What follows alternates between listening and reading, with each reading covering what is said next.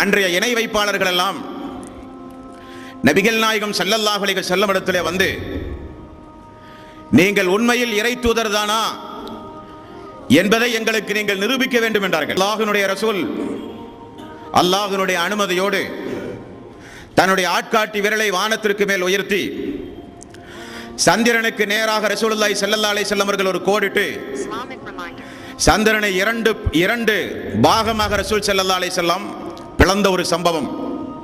அன்றைக்கு இருந்த இப்னு மஸ்ஊத் ரலியல்லாஹு அன்ஹு, அன்றைக்கு இருந்த பிரசித்தப்பட்ட சஹாபாக்கள் எல்லாம் சொல்கிறார்கள், சந்திரன் பிளக்கப்பட்டு ஒரு பகுதி ஹிரா என்கிற மலைக்கு அடியில் சென்றதை நாங்கள் பார்த்தோம். இதனை அல்லாஹு தஆலா அவனுடைய அருள்மறையாம் திருமறை குர்ஆனில் 54வது அத்தியாயம் 1வது வசனம், இக்தரபத்தி ஸாஅத்து, அந்த நாள் வந்து விட்டது, அந்த நாள் நெருங்கி விட்டது, வன்சக்கல் கமர், சந்திரனும் பிளந்து விட்டது என்று அல்லாஹ் சொல்கிறான்.